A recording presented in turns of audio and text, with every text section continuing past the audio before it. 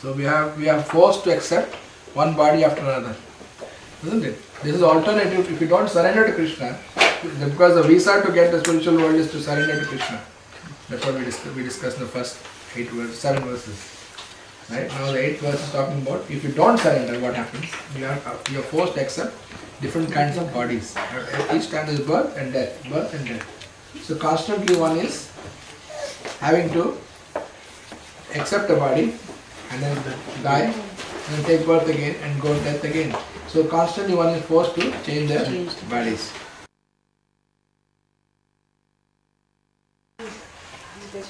Based on What kind of body do you get? How do you get based on? Based on the karma. Consciousness, yes. Yeah, conception or the consciousness.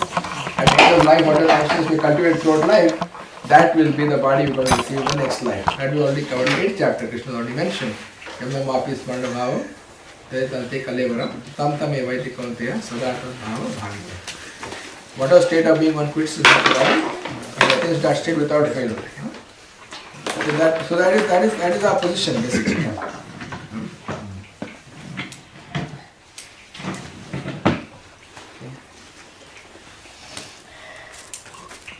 So here Prabhupada points out that the living entity is called Ishvara because it is our choice. This change of body is our choice. Once we choose to have a certain type of consciousness, then Karmana Daiva Netrena, by the arrangement of the higher authorities, what is happening? We are obliged to take up a certain kind of body. We are forced to take certain kind of body. Because we have chosen a certain type of consciousness. But still, the choice is ours. We can't blame Krishna. Why did you give me this body?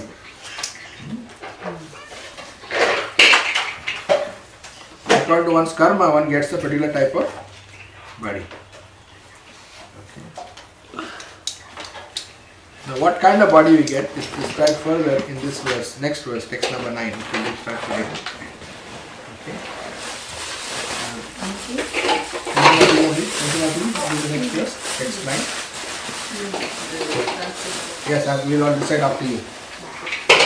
Stotram Chakshu Pashanam Rasanam Granam Evacha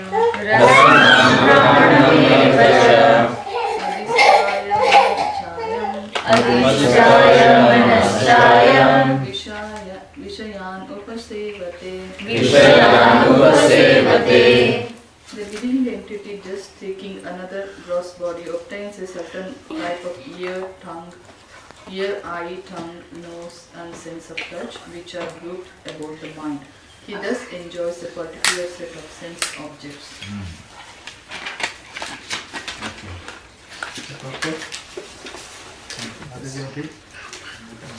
Perfect.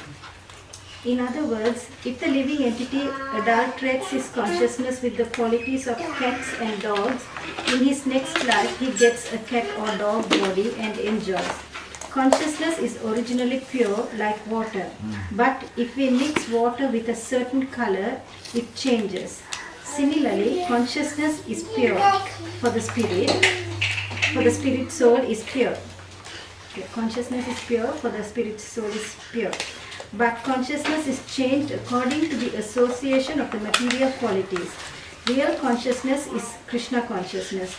When therefore one is situated in Krishna consciousness, he is in pure life.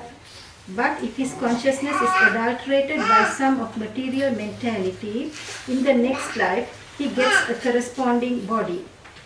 He does not necessarily get a human body again. He can get the body of a cat, dog, hog, demigod, or one of many other forms, for there are 8.4 million species. Okay, so what is the main point in this verse? That according to how we live, consciousness, we get the next body. Yes. So the previous verse, what's different between previous verse and this verse? Previous verse is mentioning what determines what type of body we get. Consciousness. One more point is waiting. The previous verse. Huh? Yes, time of death. Yes. Karma. Right. Now I may be having consciousness of a king, that I want to be a king, but if my karma is not permitting me, I can't become a king. I may be desiring a king, that I want to be a king, I want to be prime minister or something. But if my karma is not allowing me, in spite of having the desire, I will not be able to get it. So there is an interplay of two things here. Your consciousness, as mentioned here, but also karma has to match with that. If karma is not there, one will not get that. He may become the king of the beggar colony or something. He will be a king, but in a beggar colony. Because there they have, slums also they have their own slum lords are there. They have their own kings. King of what is the question? Bro, there is a good joke about it. The man actually desires that he should have lots of money and lots of women around him, and he become a bus conductor of ladies, ladies special bus. So he's got money and he's got everyone is in the. It's like he has a dream like he should own a bus or something because a bigger vehicle. He came to be a bus conductor. So nothing belongs to him. The story, sorry Prabhu, the story of Bhagvat, he was so attached to that, the previous verse, exactly. The previous verse, it reminds of the Jadaparata. Yes, very true, very good point, very good example. Yeah, very true. Because of thinking of the deer at the time of death, therefore next life he became a deer because he got that. Actually, this verse also talks about that. After a certain time, a ear, eye, tongue, nose, and sense of touch. The group about the mind. The mind is very good. It's in this verse also. Because he had the consciousness of a deer, therefore he became a deer in the next life. But you can see how, and also in that, the wonderful thing is how devotional service is not lost. He remembered, even as a deer, he remembered his past life, which is pretty unusual for a deer. And even after that, next life becomes Jadabharat, he still remembered his past lives as a deer and as a king, and how he made a mistake, and that time he was so careful. So even like Ajamil also, in the same life he had experiences. How he was a Brahmana before, became a debauchee, low character, and then he almost died.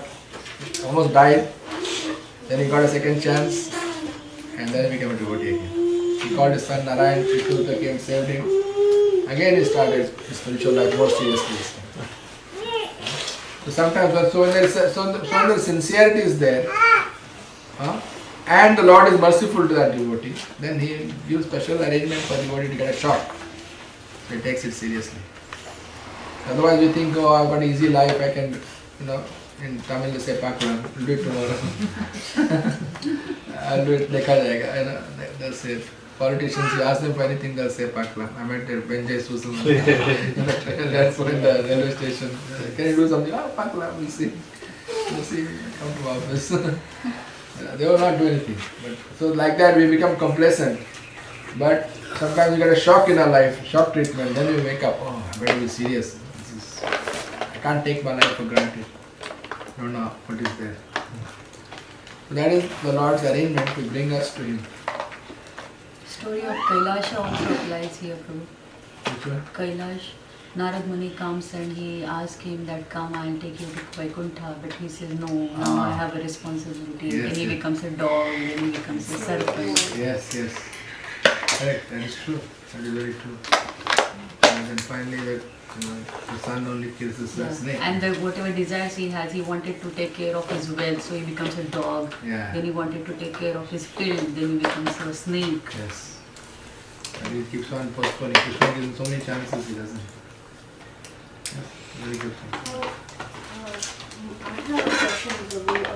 I'm just curious because, first of all, if one isn't, a general question, like one isn't spiritual, he's doing all the 4 regulatory principles and he's following all the instructions of spiritual master, and in between, why does he get inclined to fall down? Because my question is like, doesn't Krishna helps you that time when he, because he's doing all the activities which are Krishna consciousness, and at certain point, I have seen live examples, experience in front of me. So why, myself and my Prabhu also, he's falling down. But he's trying to come out. But the thing is like, why does Krishna wants the devotee to fall down at first case only?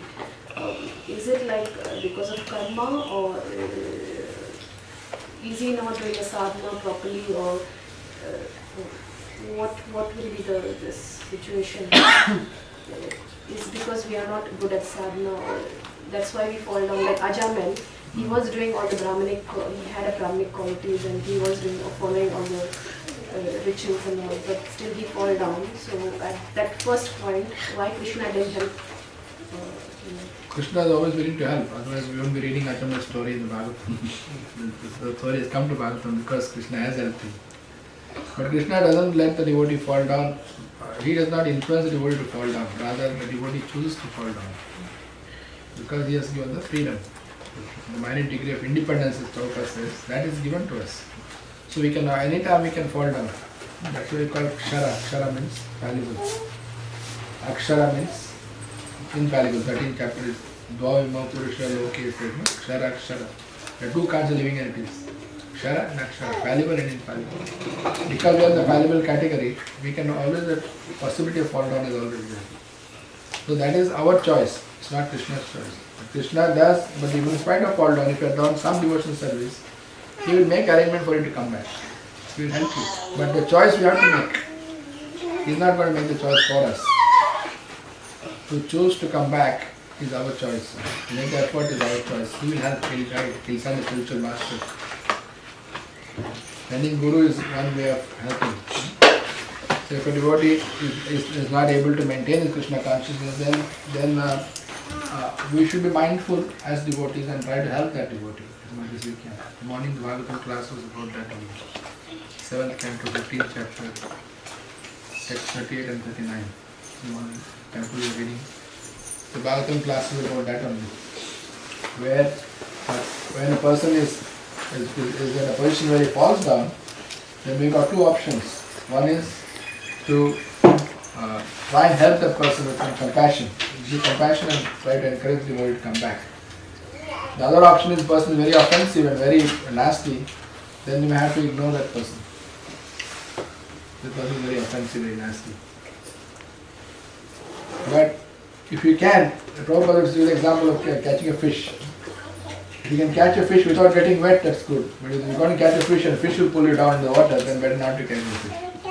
You have to handle what you can handle. You've got a capacity, certain capacity. We are not Narada Muni.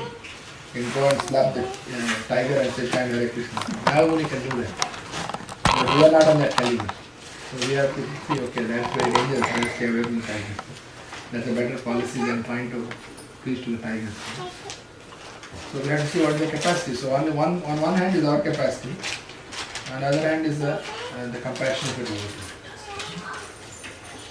So Krishna doesn't arrange for us to fall down. Rather, we choose to fall down. It's our weakness. And you ask, why does the devotee fall down? Yes, because Maya is always waiting to test us. If you give one chance, she will grab us. And that chance, not necessarily, again today this morning in the class we discussed, it's not necessarily that it is due to fall down. Fall down is obvious when someone starts drinking or womanizing or whatever, gambling. That is an obvious fall down. That is of course, even that way devotees fall down. But even if it's not that, subtly one can fall down as well. Subtly means due to false ego, you're thinking I am better than everybody else, I don't need to associate devotees, I am a better devotee, everyone else is fallen. And that way Maya tricks us into staying away from the association of devotees.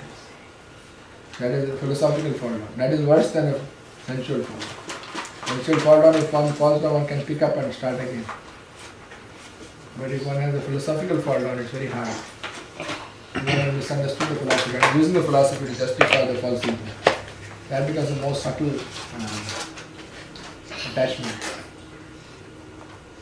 Attachment to a house, car, building, water, property, gold, all that is very gross level. One can give up that maybe. It's not easy, but suppose one does give up. But one gets attached to thinking that I am a great devotee, I am the best devotee, I am a good preacher, I am a Brahmana, I am a second initiated, I am a senior devotee. So these are ways that Maya can trick us into false ego where you start committing offenses. We think we are greater than everybody else. So that's why any one of these can lead to fall down. Offending a devotee is the easiest way to fall down, safest way to fall down. You commit offense to devotee. Most cases that is the even the sensual fall down happens because you offend the devotee. So the number one what do you call the possibility of fall down is due to offenses. And that offense is very closely linked to pride. That I am very great people. I think last week there was a Bhagvat, I don't remember the Prabhu. He said that Vaishnava aparat, like offensive, once you do that offense, it's so powerful that your all sadhana is zero. Yeah. Everything is zero, whatever you have done till now. Yeah, So that is the that's what that's why. If one commits offense, it becomes very hard to control the senses also. To follow the principle, one doesn't have a determination, one loses determination to carry on devotional service. One doesn't have taste for devotional service. One doesn't have taste for chanting the holy name. One doesn't have taste for good sadhana. One loses all that. So that is a good indication that there is some offense going on. That's why at all times we should be willing to take guidance and be corrected. If you don't have that attitude of wanting to be corrected, think I'm so great, I know everything, then it's very hard to make progress. So we live in that bubble of justification that I am the best devotee, I am the great devotee. We live in that bubble and try to justify that. I will see what are my faults and how I can improve.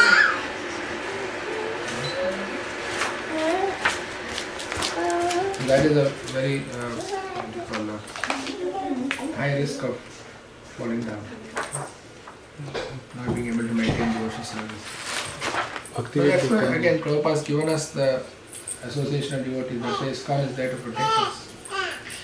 If we take the protection, we take the shelter. I think you asked Bhakti Vidya Purna Maharaj the same question about philosophical fall down. He was talking about the Bhagavatam, so we can always go back and say,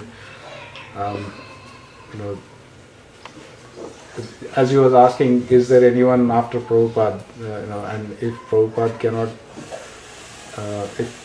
if they think there is no one after Prabhupada, that means they are not believing in Prabhupada at all. So that's the start of their fall down. Exactly. So, That's exactly right. Yeah. So there's no one qualified. no one is qualified after Qualified Prabhupada. Yeah. Prabhupada, yeah. That means Prabhupada is not qualified. That's Make right. your own disciple. That's true. So these kind of offenses are very dangerous. They create a lot of havoc in a spiritual life. That's why the safest option is to glorify. You can't go wrong. Unless you are a position of Guru. Guru can't do that, then disciple will fall down.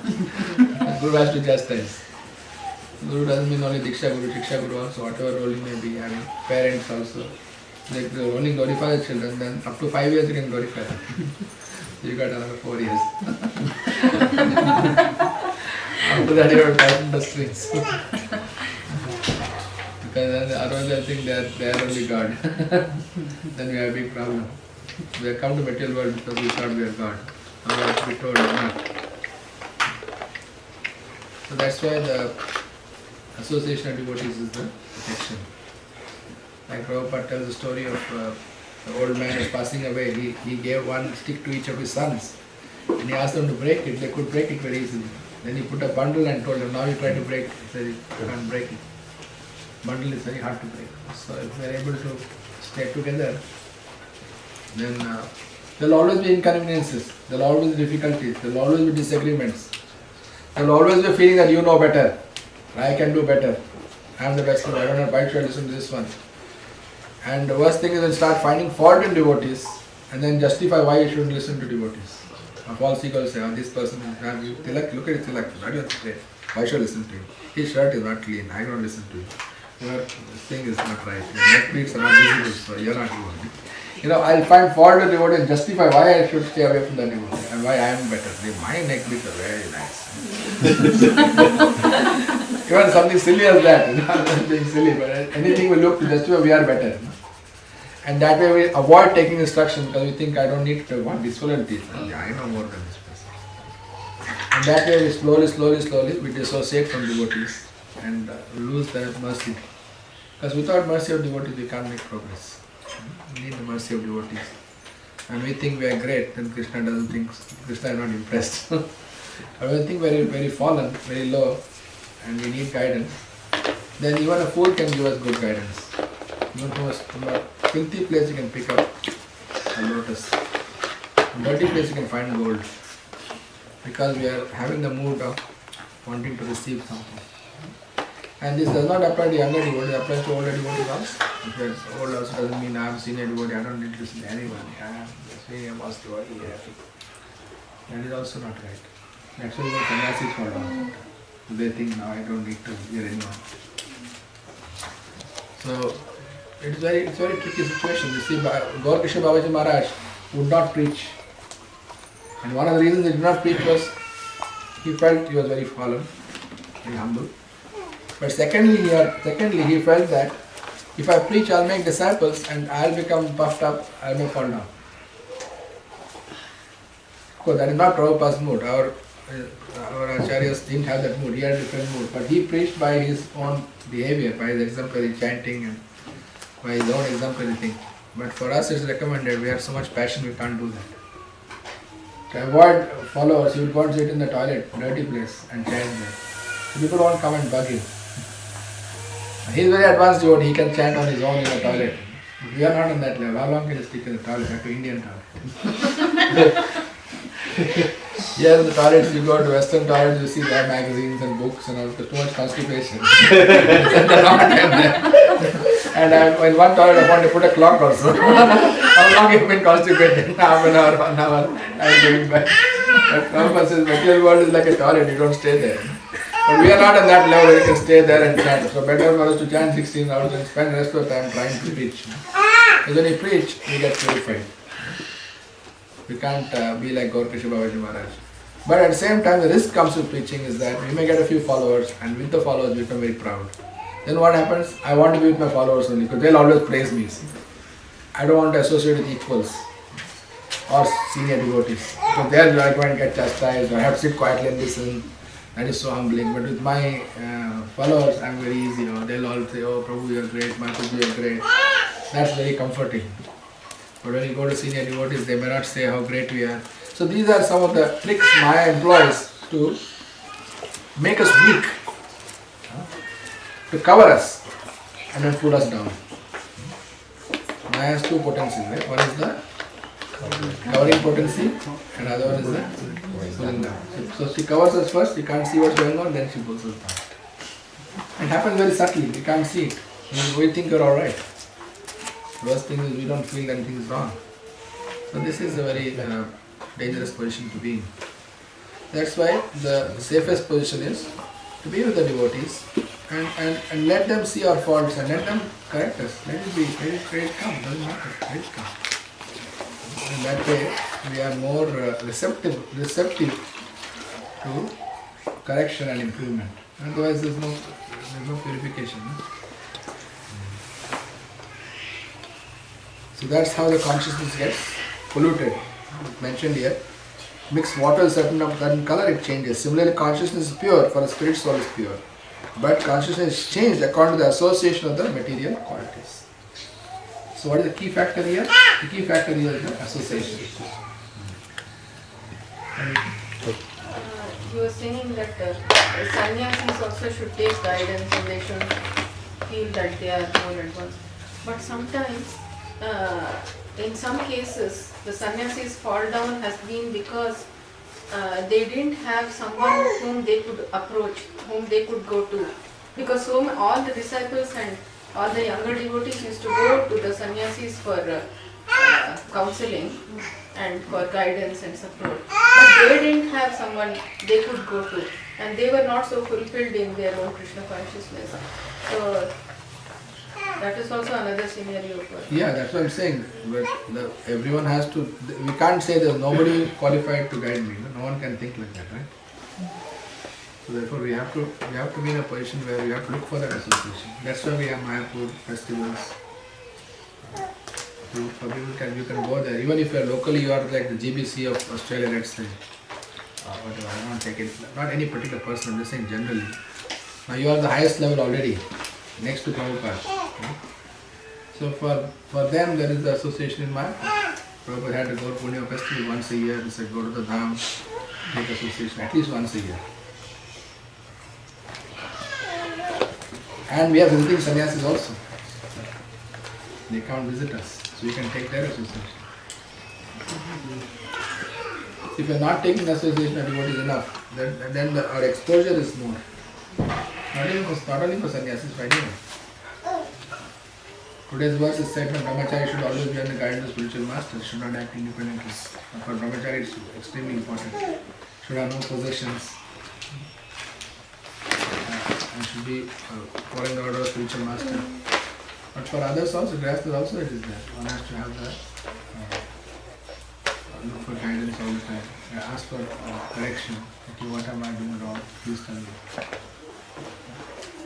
And Krishna will send help. It's not that. But if you don't reach out to that and become comfortable in a situation, now I'll surround myself with disciples who will praise me and give me dakshina and say how great I am, then we are missing the point. So the onus is on us. You can't blame ISKCON for that. Prabhupada has given an institution with all the facilities.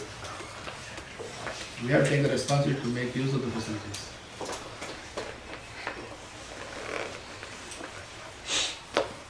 So at that level, at a very senior level, they may not get guidance every day. They may not need a guidance every day level because they are quite experienced devotees. They may do once or twice a year maybe.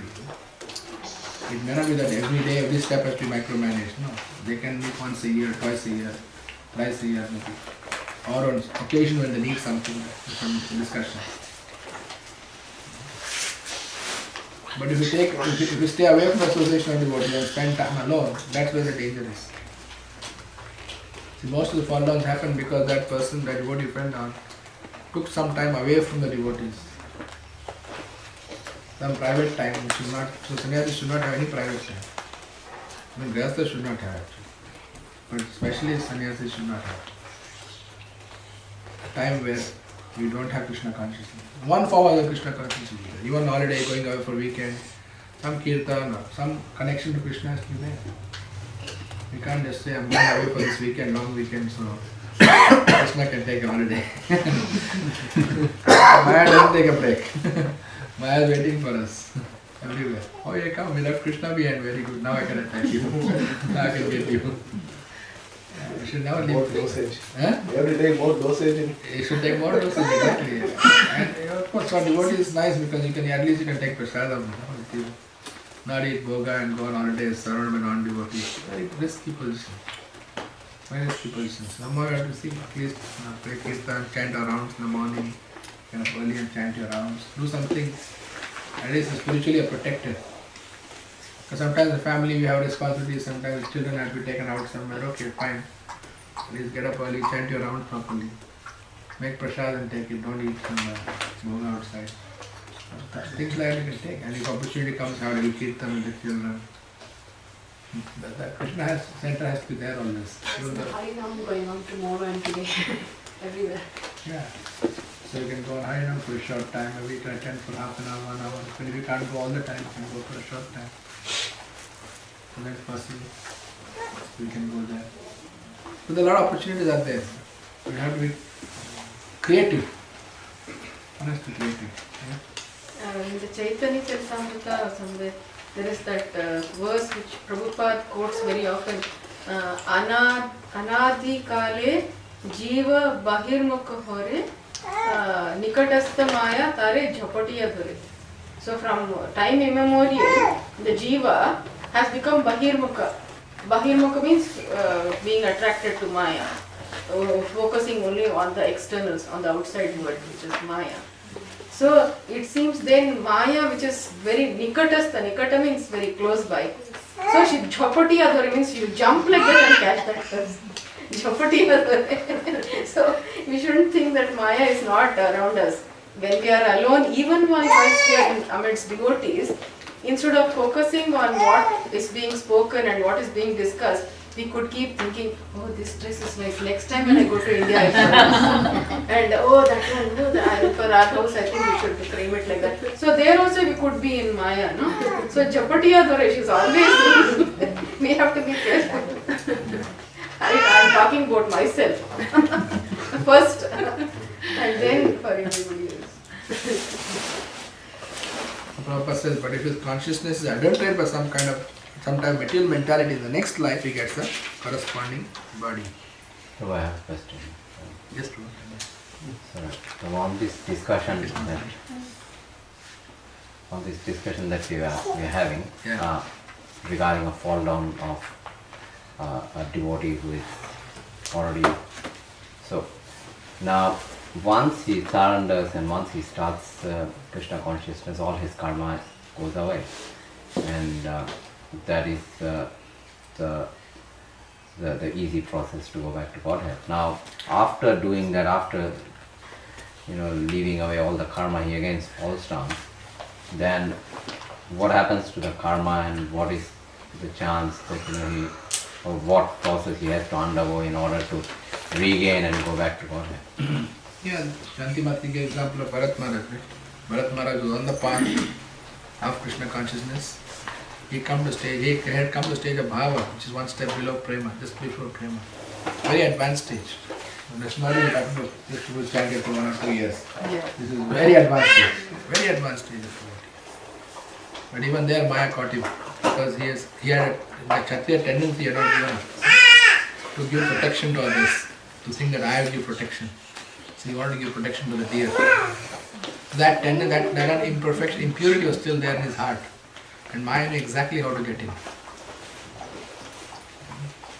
So if the devotee is depending on what stage of devotion the devotee is, Krishna in the next life will make arrangement for that devotee to continue. That's what 6th chapter talks about, right? One who falls down at a beginning stage, one who falls down at a later stage, how they are born in a family of pious brahmanas and they get a birth, or they are born in a family of devotees. If they are more advanced, they become family of devotees. And so such a birth is very rare. So he gets a birth in a very good family, where the opportunity exists from the very beginning. Like these children, you see Tarani and all, Aniket, Veeralaya, Rashmita, all these children, they are not ordinary children. They are all Vaikuntha children, because they are all devotees of the past life. And now they have been born in situations where they can take up Krishna consciousness very easily. So Krishna gives that help. The 9th chapter also says, right? Apiche Sudaracharu Bhajte Mam Ananya Sadhu Revash. We consider sadhu even if one is fallen. And the next verse says, Chupram Bhavati Dharmatma. So that answers your question. So what happens in this? So what happens in this verse? So suppose a very highly elevated devotee falls down.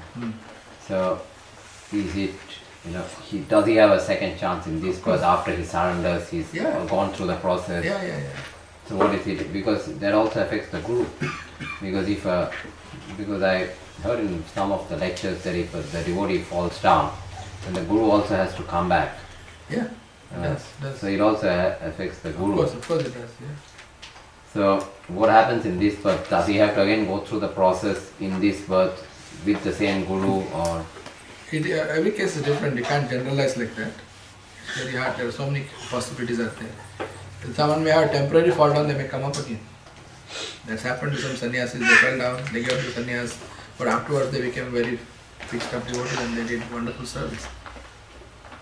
For a time, temporarily there was a fall down, and then they came back again. We have so many examples like that. In this lifetime now. Sometimes it's in the next life. So all different cases are there. But you're right, the spiritual master is responsible for the disciple. Unless the disciple rejects the spiritual master, then it's different. Then Guru can't help. It's very hard to help a Guru. Even then he'll try, but it will be hard. If the disciple rejects the Guru, then it's very hard for Guru to save that disciple. But he'll always thinking how to get that disciple back. That's why one time Prabhupada said that don't make me come back as Chintamani. as a prostitute to get you back. If one is so degraded that the Guru has come as a prostitute to attract the disciple back to him, that is very unfortunate. He said, don't make me come back as Siddhartha. So that much at least the disciple should take care. We should realize that because Guru takes such a big responsibility for us, right? On taking our karma and taking all the suffering, all the pain, praying for us, trying to help us. It's a huge responsibility, huge, huge. Nobody would do it. In this material world, no one will do it for us. It's a huge responsibility, a big risk. But if someone is willing to do that for us, at least we should be grateful. Right? But Maya is very tricky sometimes, in spite of that, we are careless. Another reason we fall down is carelessness. Carelessness, the Prabhupada would say, devotees are not fearful enough of Maya. We should be fearful of Maya. We should not think Maya can't touch me, I am beyond the three modes, I am very great. That is a very risky position to be in. That's why being careful is very important. Being careful, very careful. So, in any case, Guru and Krishna, between them they make arrangements to bring that disciple back. They always try to. Unless the person is very offensive, very bad. Then one has to go through punishment, purification, and then one becomes ready, then one says, okay, I had enough, I want to come back, then Krishna makes the arrangement. Krishna also doesn't want to let us go. He wants to try and get us back, but sometimes it takes time. You don't have to come to devotion service. Is it okay? I don't know whether it's proper to say this example. Yes, Prabhuji. When Srila Prabhupada was traveling in a lady compartment, he was praying to the whole mind. See, when that example, I'm telling Srila Prabhupada itself is praying so much that he might come. That means like we have to pray more than that. Correct. True, exactly. It's a very good example. Prabhupada was the whole night he didn't speak because he was very sick and they didn't have reservations. So finally the only seat they could get was the ladies compartment. Some devotees are with him, you're not alone. And even then Prabhupada didn't speak the whole night. The next day devotee asked Prabhupada, they said silent, what happened? He said, I was praying that I should not fall down. He's showing us how we should be careful. Very good example. So that care we should take from our side. And then rest is up to Guru and Krishna. What can you do? We are very small jivas. If Lord Brahma and Lord Shiva can fall down, what is to speak of us? So similarly, if a devotee does fall down, we should be compassionate to that devotee, not think bad of that devotee. Because tomorrow I could be falling down. What's the guarantee? So we should not treat devotees with disdain or thinking that they're very low class.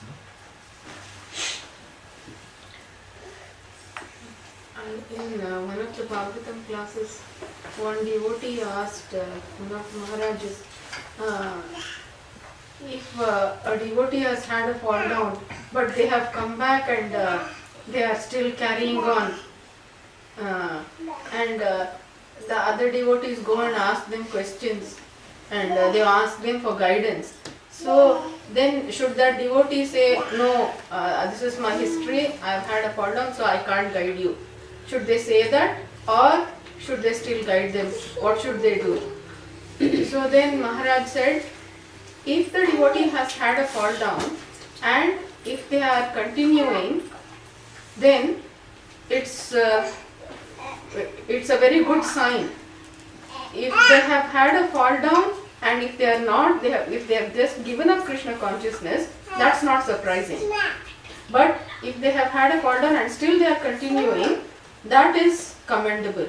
So then that devotee can say, I have had problems in my previously I have had problems, and so I don't think I am qualified to guide you, but now I am trying to follow Srila Prabhupada's path and my Guru Maharaj properly. So now I can tell you what I have heard. So like that they can guide, he said. So I thought that was a very wholesome answer, very compassionate answer. Not that once you are following for life. It's not like that. Even Ajamil was given a chance to come back. So in Haridwar he goes and he purifies himself. The question is who's not followed? In material world, 99.99, even if not this life, previous life you had a fall down. So what's the big deal? whether we fallen down this life or that life, we are still fallen. So there's no question of. But if we have fallen down this life, that's good for us because we can remain humble. If the fall down happened in the previous life, we think I'm very pure. This life, no fall down. We can become proud of that. In one sense, it's good to have fall down in the sense that at least it's easy to be humble. Not that it's a recommended way of doing things, but if it happens to fall down, it's to take advantage of that and be careful. Ajamil had fall down and he was very careful. He's got a second chance. And one more thing, I think I've told this in some previous class. Once when he was a Maharaj and he gave up his sannyas and he got married. And all devotees started talking so badly about him that he didn't want to come back. But then when he came to know that Prabhupada is going to leave his body, he felt, no, now I have to go and see Prabhupada. And so finally he came to Vrindavan to see Prabhupada, and Prabhupada was all frail and he was on his deathbed. And Prabhupada, and this devotee, he had shaved off his shikad, he had become like a karmi. And so he stayed in Delhi for a few months to grow his shikha back before seeing Prabhupada. And so when he finally saw Prabhupada, Prabhupada just said, very nice shikha. And then he asked, why didn't you bring your wife? So like that, Prabhupada was so compassionate to anyone. So the thing is that we should not have that holier than thou attitude. If we have it, it's very dangerous. Because we are not completely pure. So we should be compassionate towards everyone, anyone who's been a brahmachari and who's changing his dress to become a grahastha. And then, oh my God, I thought that person will remain brahmachari. Oh, we had very high opinion. And now, oh my God, he wants to marry. What's wrong? What's wrong in him? He's wanting to get married. Okay, then again he decides, no, I don't want to get married. Again come back. Oh, now you've come back, so you're very good. I give you a tick. You decided to marry, you are not as Brahma. I don't have any regard for you. That's a very bad approach. That means we are judging and we could be judged also. That's not the fall down, right? It's not a fall down. Brahmachari to grahastha, it's not a fall down. It's still following all the regular principles. Yeah. But sometimes we become very judgmental. When a person takes a brahmacharya, we want him to become sannyasi.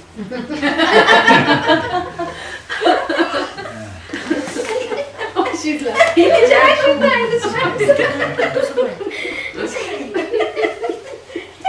Anyways, back to the topic.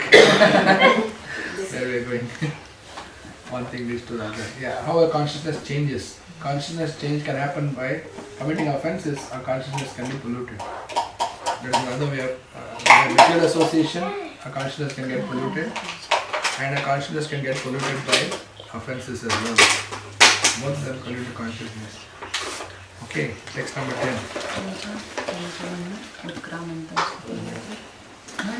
Vijay, look, Mati, you agree? Number 10. Oh, sorry, I forgot. I'm sorry, Mati. You should ask. Aniket. Yeah. Not saying? Aniket, say it now. Utkramantam? No, not number 2. Aditya, he went to camps. Sorry, Mati, continue. Utkramantam stitam vapi Bhujnanam va gunanvitam Vimudhananu pashyanti Pashyanti jnana chakshushaha The foolish cannot understand how a living entity can quit his body, nor can they understand what sort of body he enjoys under the spell of the modes of nature. But one whose eyes are trained in knowledge can see all this.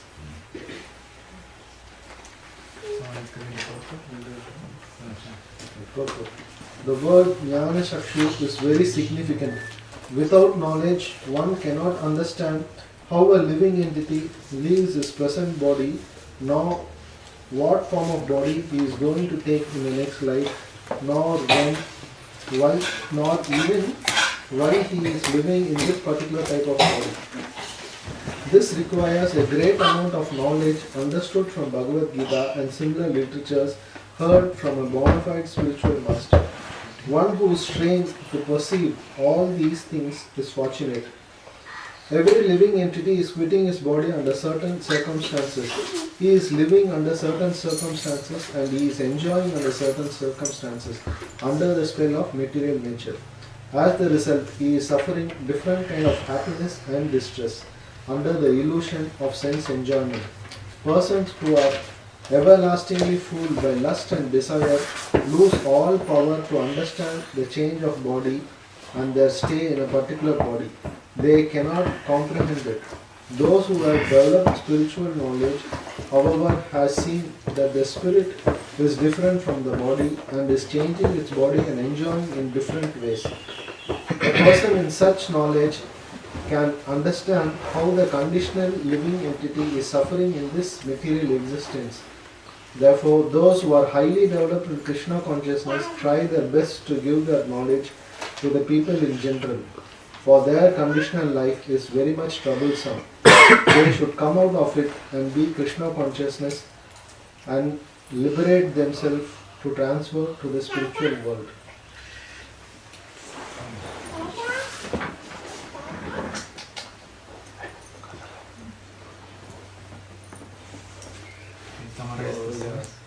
It's talking about the importance of the significance of this knowledge, Jnana Sakshu.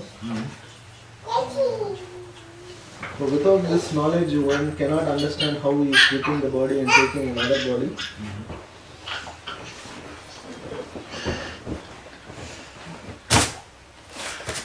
But Prabhupada has also written he is suffering from different kind of happiness and distress under the illusion of sense enjoyment. So the kind of body, whatever he is taking, is based on this consciousness. That's what we discussed. And in fact, if you see the templates here, it's showing, if a person is interested more like in the mode of ignorance, he wants to sleep or something, he becomes like a polar bear or templates, and one who are naked or something becomes a tree. For those who want to eat the flesh of animal become a tiger. So very good, yeah. I've got a question about that. So here and elsewhere it's said that the activities that one performs in this world is not really beyond the doer, right? It's actually the modes of material nature that are carrying out these activities. But in verse 8, Prabhupada also says that it's one's consciousness and karma which determines one's body, one's next birth. So it seems a bit confusing because on the one hand it's saying that it's all done by the modes of material nature. We don't really have that much control over these things. Yeah. So if we don't really have control over our consciousness and what kind of modes we acquire, then how do we still have control in one sense of what our next product is? What extent is control is? Clear control of modes material nature. Okay. So you want to answer? You have a decision as to what kind of action you perform, but then based on the decision you make, the material modes will take over from that point on.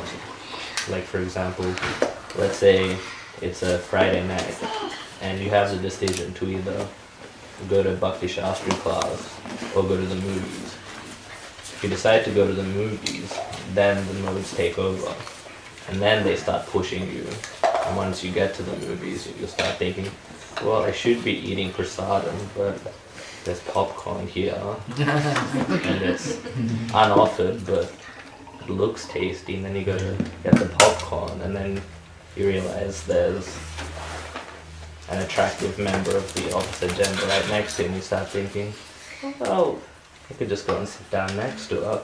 And then the material modes, and then the material modes keep pushing you further and further. Okay, But it so- all so- started with that yeah. first choice. First choice.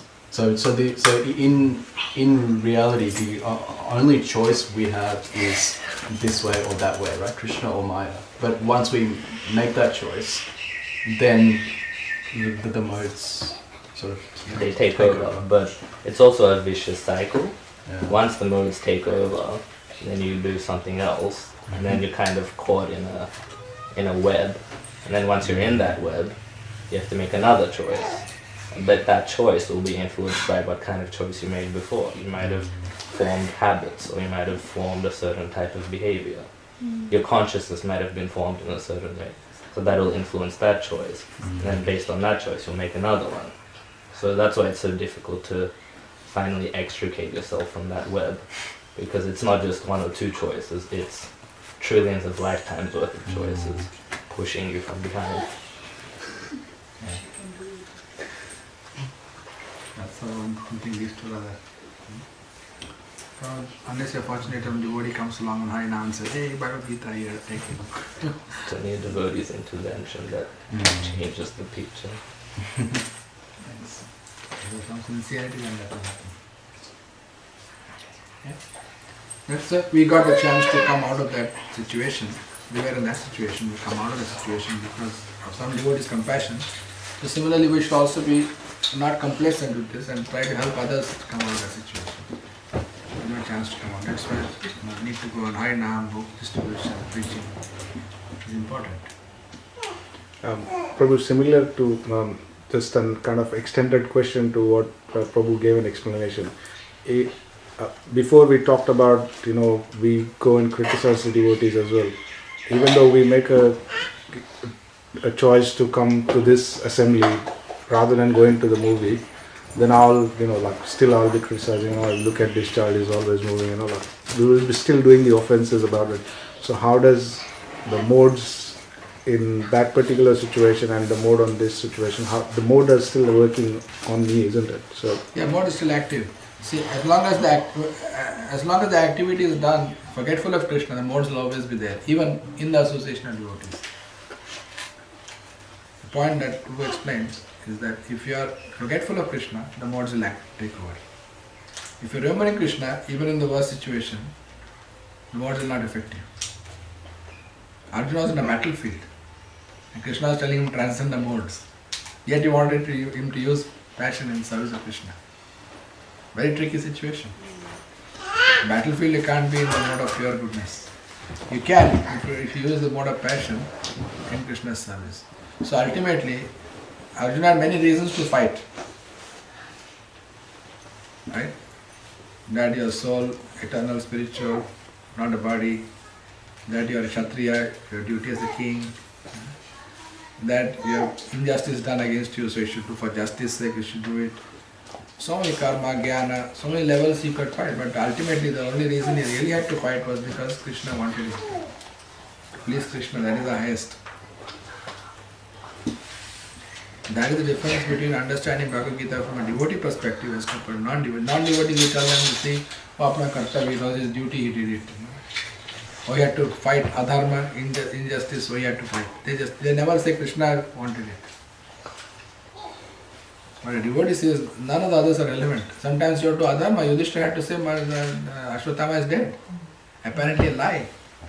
But that was pleasing to Krishna, so he had to do that. But he refused. Arjuna also had his values challenged by Krishna. Arjuna didn't refuse point blank, at least he questioned him, are you sure you want me to do this? That's why the Gita is there. To convince Arjuna to fight. But yes, even with the Lord's presence, the Maya can do that. Kala Krishna Das, not Kala Krishna, servant of Lord Chaitanya. He fell down, he was associated with Lord Chaitanya, he was his personal assistant, he fell down. So that's not due to offense, but that's due to carelessness. Allowed the Bhattaris to come and lure him away. And then Lord Chaitanya had to go and rescue him from there. But then once he brought him out there, he didn't keep him anymore as servant. He said, no, That service is gone now. You go and do something else. Of course, the devotee is very compassionate. They gave him service to bring some herbs for Lord Chaitanya, something. They asked him to bring something for Lord Chaitanya. So they gave him service to do still, but from a distance. He could not anymore become the servant of Lord Chaitanya, personal servant. That service was taken away. So there are different flavors, different types, different scenarios. The fall down can happen anyway. Forgetfulness of Krishna can happen anyway. Even the association of devotees, one can be forgetful of Krishna. So the modes take over as soon as you forget Krishna, no matter where you are. Even in the temple, you are right next to Krishna. Influenced by the modes, Arjuna is saying, I don't want to fight. Influenced by the modes. But Krishna corrected him. And he accepted a correction. But if you don't accept correction from devotees, then you remain in the modes of material nature. The modes will take over. And as you said, it gets into a vicious circle. Because the modes are not stable, you can't remain in the mode of goodness. You may start off with the intention, I'll be in the mode of goodness. But goodness becomes passion, passion becomes ignorance. That's why taking a holiday from Krishna consciousness is not a good idea. Because Maya doesn't take a holiday.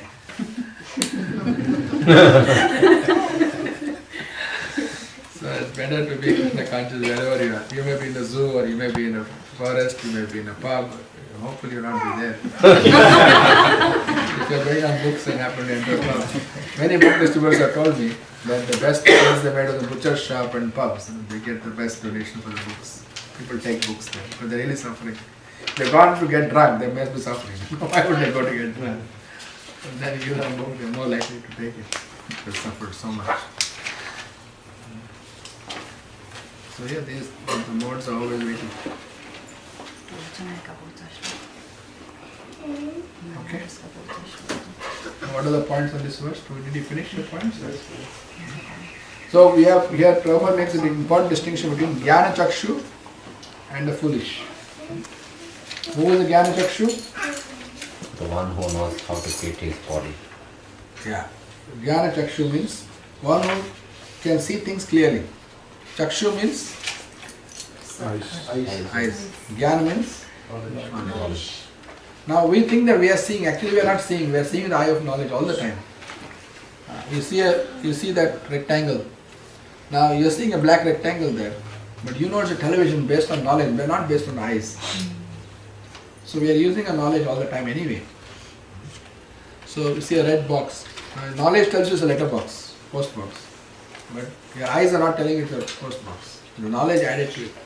So now seeing how the bodies are changing, transformation is going on, that requires Jnana Chakshu, the eyes of knowledge. So one who has Jnana Chakshu can see things clearly, whereas one who is foolish person, by lust and desire, cannot comprehend the change of bodies. So how does one become foolish? By lust and desire. Due to lust and desire, our Jnana Chakshu is closed, we cannot see. And because we cannot see, therefore we cannot understand how the transformation is going on. How the body is changing. So what is the attitude of a Krishna conscious devotee? See things clearly. Yeah. So they try the best to give knowledge to others. So that to help them see things clearly, make them understand this. And they feel compassion. And they want to take everyone back to God. Like Bhakti Thakur said, Radha Krishna bole, Shonge chalo, Ei amar bhikha. He is begging for bhiksha, alms. What is he asking for? Let's come together. Radha Krishna bole. Chant Hare Krishna. Hare Krishna. Shonge chalo. Bengali. Shonge chalo, come at that's what Priya's audience is, not very far from Bengali. Radha Krishna bole, Shonge chalo, Ei amar bhikha. He is begging for it. He is not saying, I order you to chant Hare Krishna. No, I am begging, please. Chant Hare Krishna. Being very humble. That is the mood of a devotee. He wants to take everyone back to Godhead. Shonge chalo means come with me. Let's go back to Godhead. One time Prabhupada was asked by a devotee, what would Bhaktivinoda Thakur do if I can get the Queen of England to come to Mayapur festival? Remember that? What did Prabhupada say? He said Bhaktivinoda Thakur himself will take you back to God. He'll come down from Golok Vrindavan and take you hand in hand and take you all the way back to God. You can do that service. The Queen of England needs to be delivered. God knows how many hamburgers she's eaten. She needs a lot of mercy. You can take her back to God and that will be an achievement, isn't it? Prabhupada said like that. He said that about the Queen of England and the President of the US. If you can bring either of them to Mayapur, Bhaktivinoda Thakur himself will take you back to God. The offer is still there. There you go. Easier to sell us, to donate a gift, a set of Bhagavatam and so moon night. That's easy. But anyway, it's worth trying. At least one Prime Minister, one President of the US can come. Queen of England can come. Yeah. So, Yes, bro. So now, I'm just giving that example. I'm not. I'm just trying to see. Is that being judgmental on people? Like, we can't say that the Queen of England or the President. I'm not taking them as examples, but I'm just trying to speak in general. Is that being judgmental about a person? That, oh look, this person is not going to go back to Godhead. We don't know, because we don't know their consciousness. We don't know their level of. They may be. We don't know, what level of consciousness they are in. Yeah. So where's the judgment? So how can we say that they're not going back to Godhead? By their activities. See, public figures, their activities are well known. Activity is not secret. So I don't think the Queen of England is a vegetarian. Would have come on the headline news by now. Like for example, and at the time that Prabhupada was speaking, that those presidents, they were all, that time Nixon was under impeachment, especially. So he was in big trouble. The big scandals around him. So it is more a general comment than one person, generally speaking. If someone is very highly placed but they are not Krishna conscious, the risk is very high that they'll probably not go back to God anymore. So you can tell by the activities, the activity of the person. Again, this is not to put them down, but to be compassionate to the person. See, that person, whatever be it, the Queen or the President or the Prime Minister, they take responsibility of so many citizens, the karma of so many citizens. Who is looking after them? They are supposed to serve the country, but who is serving them? Who is looking after their spiritual welfare? Who is thinking about them? How they will be delivered?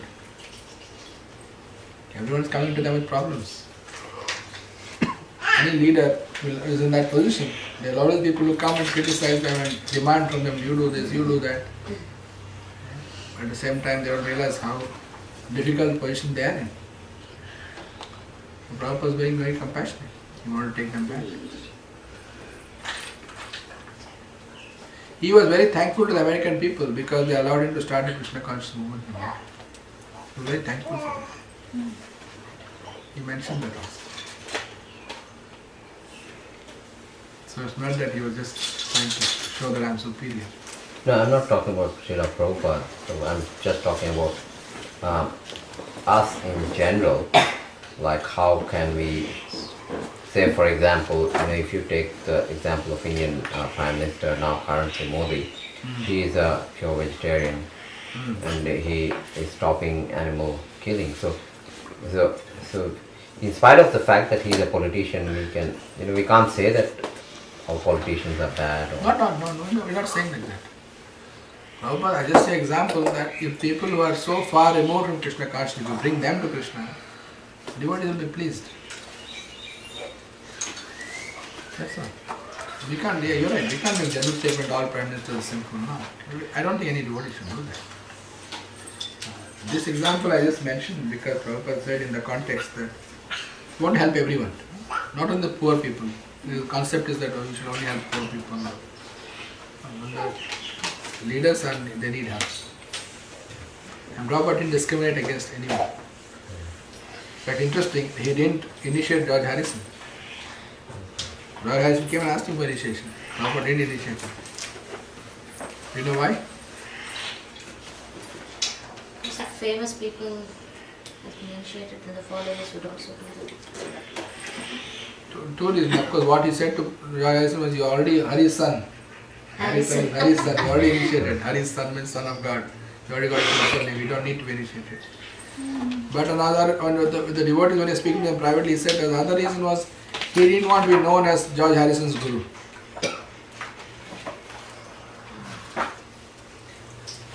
Rather, he wanted that everyone should, that he is a disciple of Bhaktisiddhanta Saraswati Thakur. That should be the identity. Because when a famous person becomes a disciple, what they'll say? Rather than saying George Harrison is a disciple of Prabhupada, they'll say Prabhupada is a guru of George Harrison. We are not George Harrison movement. We are ISKCON. So that Krishna consciousness. So Krishna will be in the background. So Prabhupada didn't want that kind of a label. It's very easy when a famous person becomes a disciple, they'll go by that person. That's very interesting logic, psychology that Prabhupada looked at and didn't initiate him. But of course, he got a lot of mercy from Prabhupada, no doubt about that.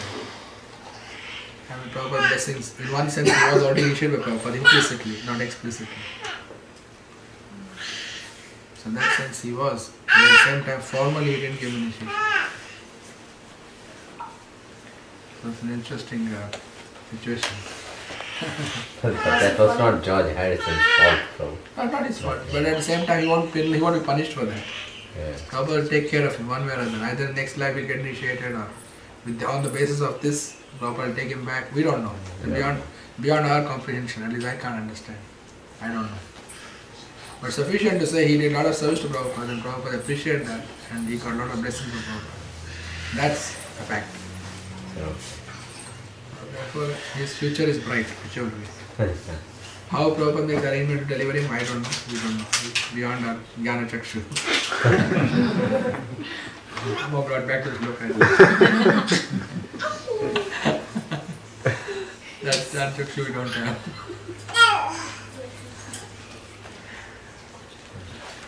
Was it from the fourth? So not that please. Prabhu, like we always here we read that the next body you get, it depends on your consciousness and karma. Yeah. We also know that there are ghosts, souls, so they are in a worse position. They don't get a body. Correct. Is that right? And so, They don't have physical body, only got subtle body. so they go on indefinitely like that, is it? Or Not indefinitely. Only the whatever lifespan is left over, the balance of their life. For that. so that is probably you're thinking of someone whose life ended before his. Generally they get that kind of subtle body. Only they. Generally, yeah, that's the most common reason. Unless you're worshipping ghosts. Yanti Devrata Deva. But then why do they say like near cemeteries are haunted? Yeah, because there could be people there who have died prematurely. Untimely death. Akala Mrityu Haranam. Akala Mrityu. When they are untimely death, the time was not up, but they died before that. So then they're still hanging around. The bodies are buried or cremated there. Body is gone, but the subtle body is still there. It doesn't have a place to go. And natural death happens when the body is cremated. The soul, along with the last time we discussed that, the subtle body will travel to the next body, womb of the next mother, and be born in that mother's womb. But if there is a gap in that, then they have to have only subtle body, that will be a ghostly body. So why did they stay near the cemetery? Because that's where the body was last, the last body they had was there. Just like if I'm thrown out of this house, I'll be somewhere here in Quakers only, Love Grove.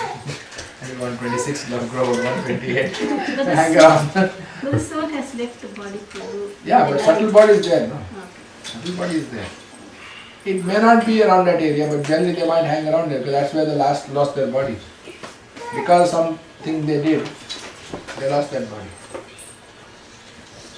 And it's still attached to the body. So that was the body was seen, so they remained there.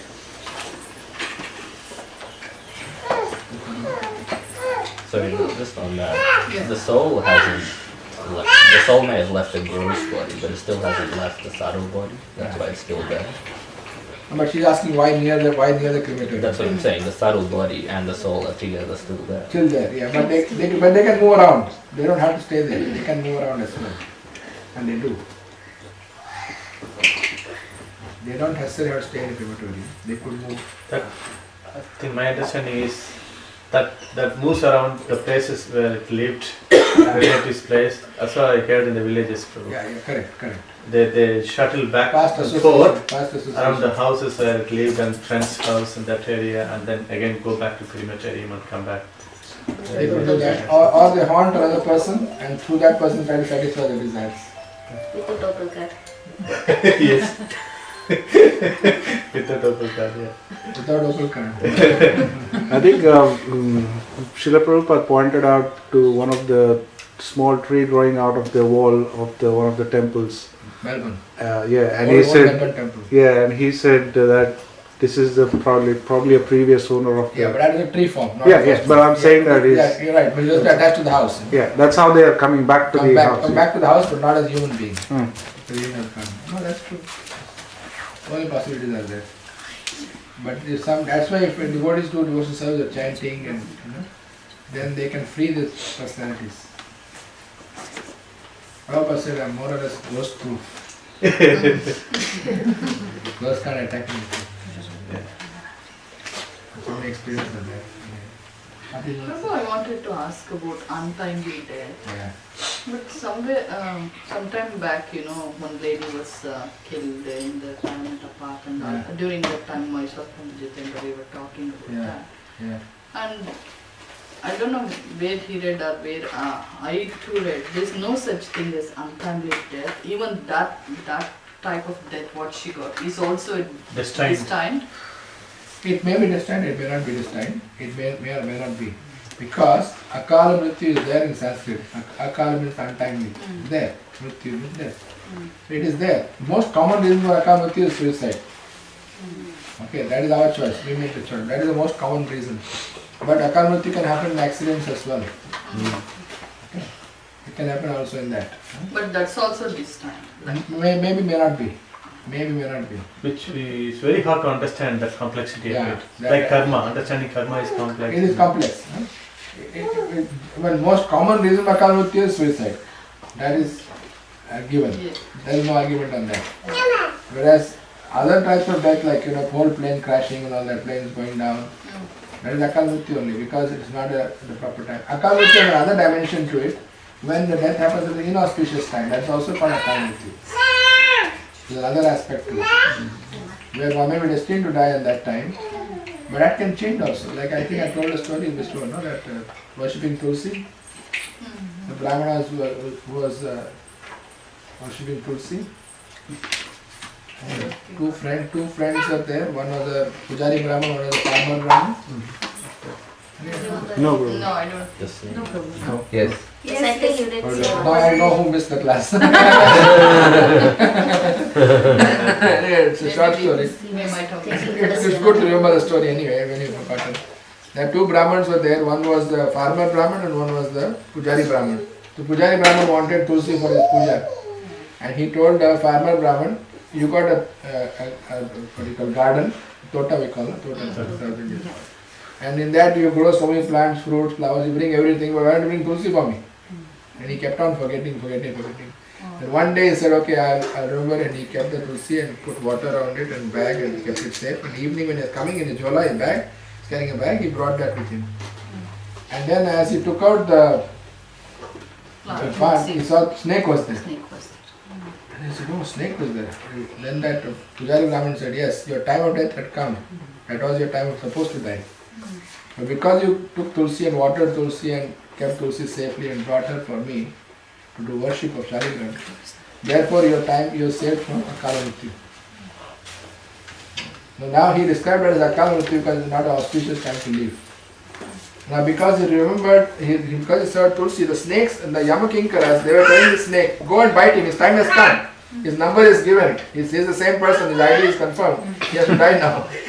And the snakes were not able to bite him because he was having Tulsi in his name.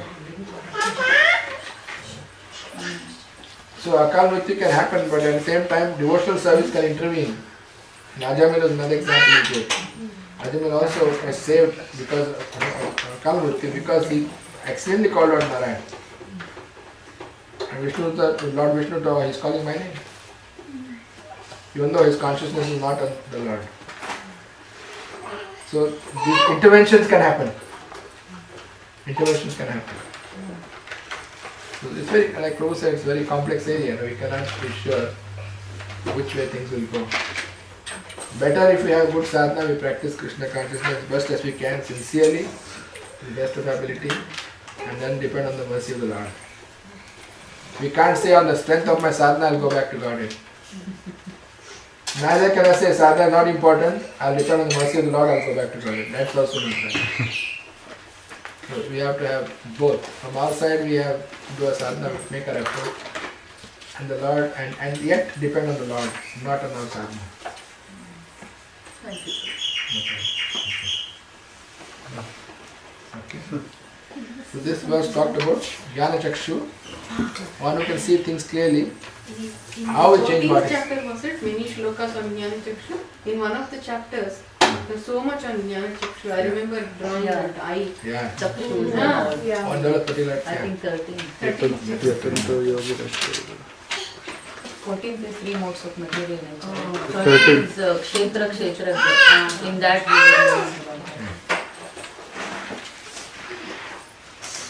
we Can I ask a question about that? Because I didn't about the question because I didn't understand the part about untimely death due to dying at an inauspicious time. Because isn't dying at an inauspicious time, wouldn't that be predestined? Because committing suicide or something is deliberately doing something that cuts the destined amount of time that you're supposed to live. But if it's and that's in your control.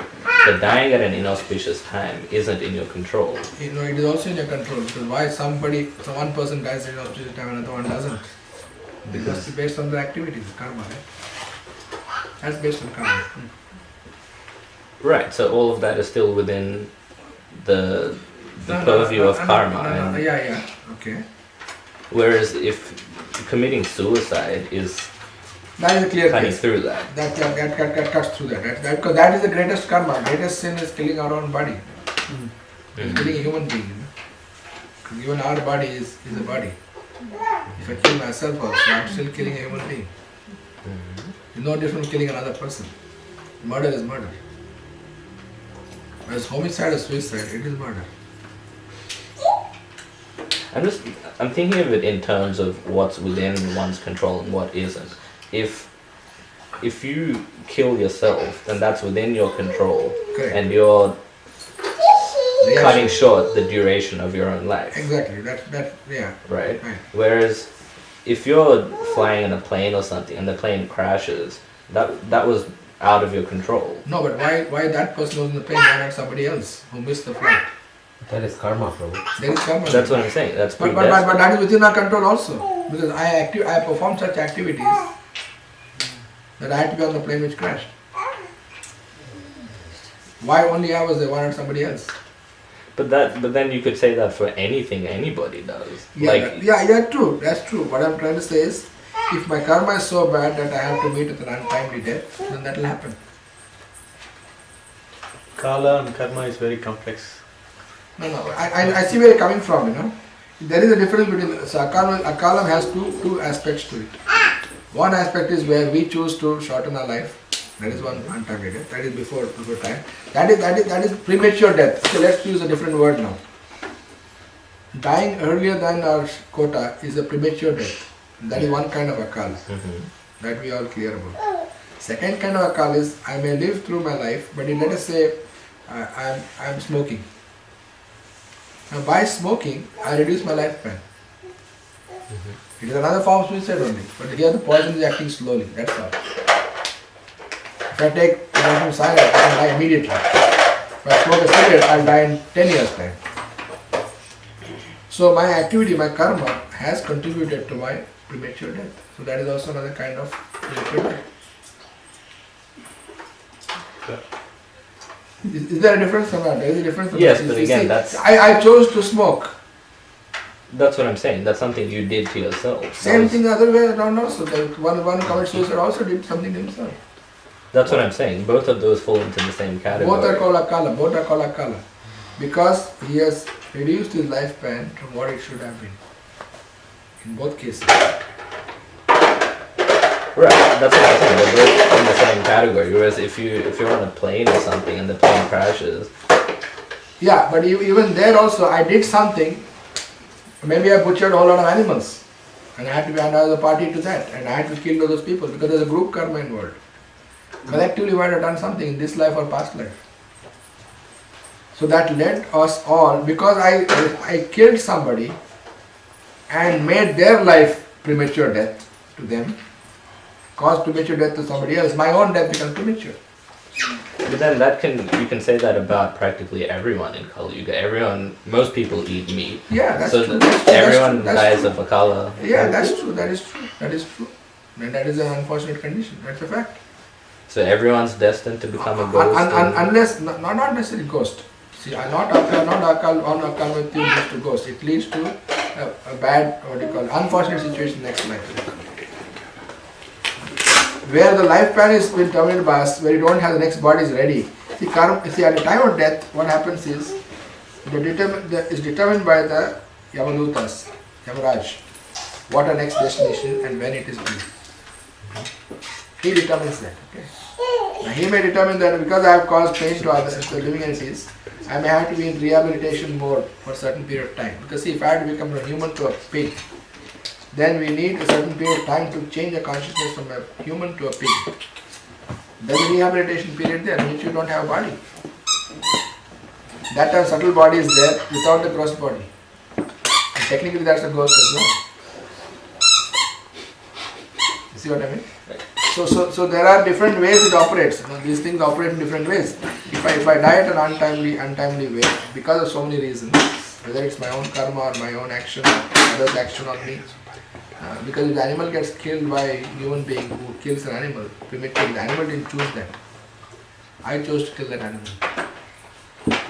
Unless I am killing that animal because last life the animal killed me and I am killing back. It's very complicated. You don't know whether I am starting a fresh karma or I am reacting to the past karma from the past. I am taking revenge now. Right? It gets very complicated.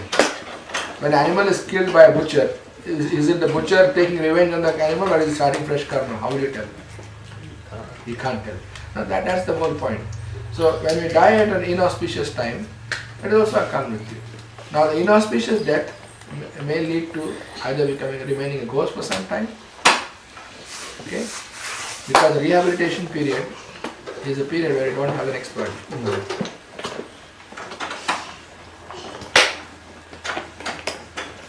So sorry, Prabhu. So even if a person dies in an accident, he or she can remain as a ghost because he could, because if that was the next body is not ready, then there is a problem with that. The next body is not ready. That's the basic point. Whatever activity I perform such that I don't get a next body straight away. See, what does killing actually do? By killing actually an animal or somebody, we are forcing them to quit their house, their body, like a house. So I had become homeless for some time. Ghost is nothing but a homeless soul. So even animals can be ghosts? Yeah, they can become, animals are not ghosts, they can become a ghost. Yes, animals can become ghosts. Yeah, anyone can become a ghost. Oh.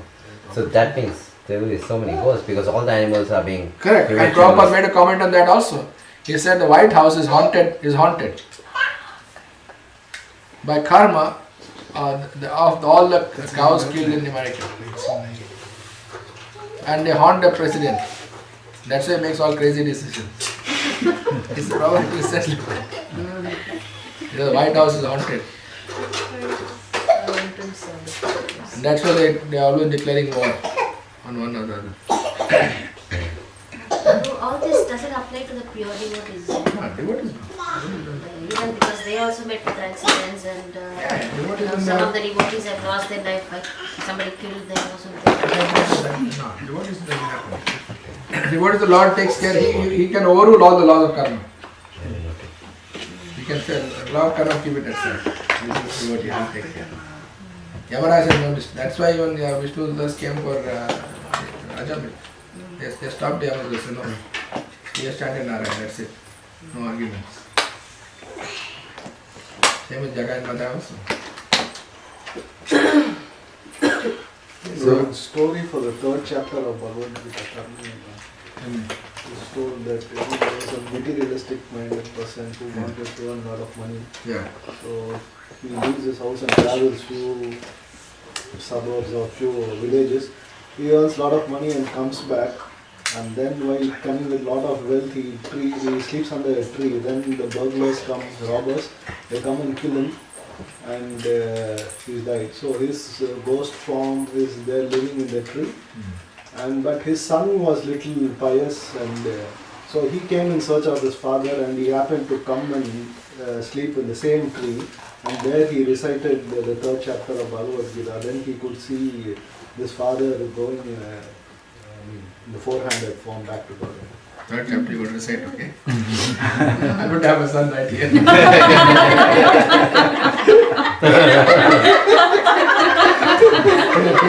That's a request now only. You know what chapter to read. Everybody should insist their sons to just So that's memorize that chapter. You can send a quick WhatsApp message. Jagannath Gopal as well. This one better, that's what it means. This is told that Yeah, means the ghost exists, because untimely death, whatever. It was another category one time. That's what I'm saying. Untimely death has two categories. I'm clearly reading that. It's not necessarily only due to suicide. It's due to the other person's intervention also. So many things are there. I also don't understand what inauspicious time means. Does that refer to something like in the Gita where it says when the sun's passing over the sky in a certain phase or something? Yeah, that's right. Eighth chapter. Eighth chapter mentioned. You're right. The Uttarayana. That's correct. So then it tells Arjuna, you don't worry about it. And the end it says, you don't worry about all this, don't worry about it. And the end it says, right? And the 8th chapter Krishna says. So that's what I'm saying. The word inauspicious, it just means the dark phase, light phase, all these things are there. The waxing moon, waning moon, daytime, nighttime, during eclipse or something like that. Inauspicious time, like an eclipse time. But that's all material considerations. They're all material considerations, they're all spiritual. So all these spiritual considerations that devotee shouldn't worry about it. That's why for devotee it's only more academic interest. The chant Hare Krishna, we get delivered, and whoever is in that unfortunate condition, they also get delivered. Like in the very place, they got place in London, the first place, that was cemetery or something. There were a lot of ghosts there. Prabhupada would go around and ask everybody to chant. And people drive around the ghosts. So that is a positive process. We want to take advantage of that. Rather than depending on these calculations. So Bhishma Dev, and I will conclude with an example, he knew both processes. But he didn't depend on his knowledge of mystic yoga to leave his body. He could die when he wanted to. But he chose, when Krishna is in front of me all the time, doesn't matter whether it's Uttarayana or Dakshina. Of course, he had a good time, also worked out. But he was not depending on that. Rather, he depended on Krishna being present in front of him. It's a real Krishna consciousness. Yeah, the real Krishna consciousness. Even though he knew everything else. And he had the choice, but he chose that Krishna consciousness. So for a devotee, that is the real main thing, rather than trying to work these things out. It's very complicated. And I have limited knowledge, I can only say limited things. What I have heard and read, I can only speak that much. And there is much more to it. So, how it all works and why it all works. Yeah, there are answers to those questions, which I don't have that much understanding. But certainly, by taking up devotional service, that is our saving grace. You don't have to worry about these things, how it all hangs together. Even if it doesn't hang together, what can you do about it anyway? We can put in a complaint, Yamaraj, you're being unfair. We just laugh at us, right? I have a question. What happens if the spiritual master goes leaves his body before the disciples, is he coming back to take the request what he has taken the vow that he will take the disciples back? So what in that situation what happens? Yeah, Prabhupada said that, that the Guru is obliged to bring the disciple back. The disciple is still stuck, and the Guru will take the responsibility to bring the disciple back. So we should not make it hard for Guru by staying here in the material world and committing sinful activities, making it hard for a spiritual master to take us back. Rather, we should make it easy for him. On the other hand, is also mentioned, we always hear one side of the story. The other side of the story is the disciple is good, he's standing around nicely, is very good sadhaka. That devotee can be a strength to the spiritual master. Disciple can also give strength to the Guru and practicing Krishna consciousness nicely. Whereas the disciple who doesn't follow can cause harm to the Guru. That's both ways. But in any case, Guru is responsible. Unless the disciple rejects the Guru. Then it becomes very hard. Even then Guru will try, but then Prabhupada says it's up to the Guru whether he wants to still try or not and give it. That's what I read in the Bhagvat this morning. That it is up to the Guru to then decide whether he wants to have more compassion and try to deliver the person, or say, no, this person is too God-case, I have to let him go. That's his prerogative. It's his mercy. Because it's not that, the plane is flying off, he'll delay the flight by 5 minutes to take you on board. It's not like that. He has to come back and go through the material world and face birth and death again and go through all the suffering just to bring one disciple back. He may choose to do that up to a certain point in time. After some time, he'll say, no, enough is enough, I'm not going to take. And let that jiva take his own course and find another guru, and then let someone else bring you up. I don't want to go. Keep coming back. That's the prerogative of the Guru. We can't force him to abandon the disciple, neither can we force him to keep chasing the disciple. Krishna doesn't force that. When the Guru decides in his own, it's his up to him to make the call. Yes, enough is enough, or yes, I'll give another chance. True. Is there anyone? No. Okay. About the untimely death, I've actually seen few videos which says close calls, where people could have died. Near-death experience. Not near-death experience, I would say near misses. Okay. So, say car is supposed to hit, and a split second ago that person was there, but he is being, by a certain arrangement, he is not there for that split second, and the car has crashed into that position, or he could have died if he was sitting there a split second ago. And I feel that we all have gone through such moments. We all must have gone through such moments.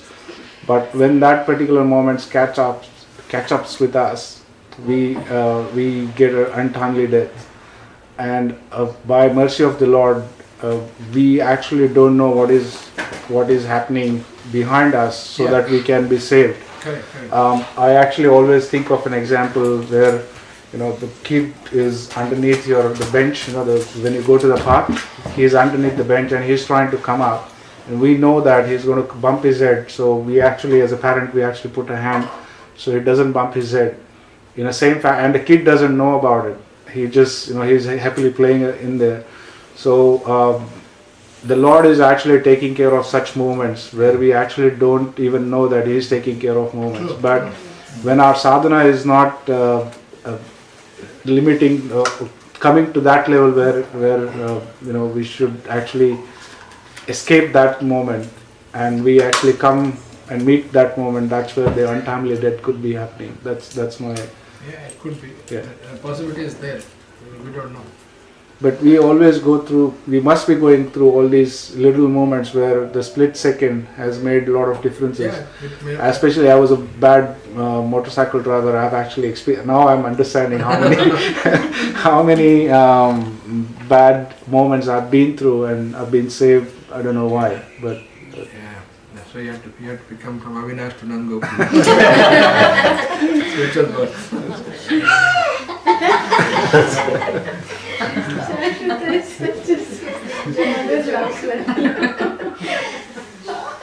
Thank you, Prabhu. No problem. Good point. What's the time now? It's 1:05. Wow, come fast already. Okay. Thank you very much. We did today 2 verses well. Slightly better than last time. And good questions, good discussion, but at the same time, we have to move forward as well. So next time hopefully we'll go full steam ahead. Bhagavad Gita ki jai. Prabhupada ki jai. His Grace Vijay Gopikesh Prabhu ki jai. Our Grace Shanmukhi Mata ji ki jai. Ananta Koti Vaishnava Vrinda ki jai. Today the